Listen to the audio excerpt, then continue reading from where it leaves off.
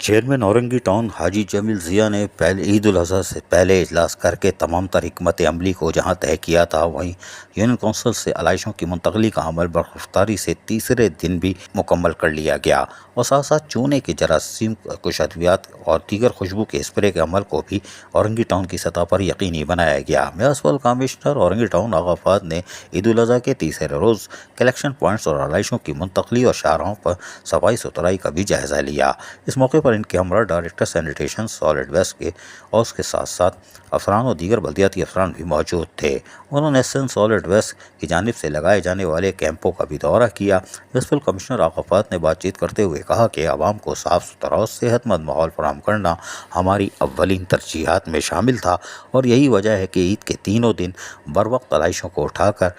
Collection point اور collection point سے dumping ground پہنچانے کا عمل رات 10-11 بجے تک ہم نے مکمل کر لیا تھا، جس کی وجہ سے اور چونے کے چھڑکاؤ کے باعث اورنگی ٹاؤن کو نیٹ اینڈ کلین رکھنے میں مدد ملی۔ انہوں نے کہا کہ عوام نے سنت ابراہیمی کی ادائیگی جہاں کی اور وہیں پر صاف ستھرے ماحول سے بھی لطف اندوز ہوئے۔ میونسپل کمشنر آغا فہد نے کہا کہ محکمہ سینیٹیشن اور Sindh solid waste management board کی جانب سے عید الاضحیٰ کے دوران کیے جانے والے کاموں کو ہم سراہتے ہیں، اس لیے کہ افسران و ملازمین اور Sindh solid waste management board نے بھی یقینی طور پر اس عید الاضحیٰ پر نمایاں کردار ادا کیا، ورنہ یہ تو چورنگی گھما کے نکل جاتے تھے۔ واقعی صحیح کہہ رہے ہو، لیکن اس دفعہ Sindh solid waste management board Orangi town میں نظر آیا۔ عید الاضحیٰ کے موقع پر عوام کو سہولیات کی فراہمی کو یقینی بنانے کے لیے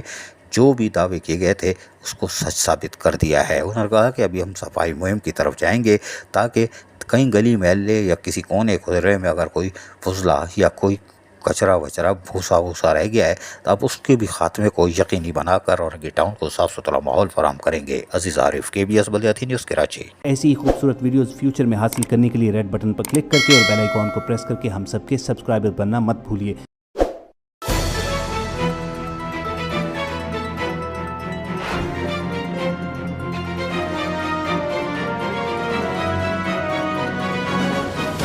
KBS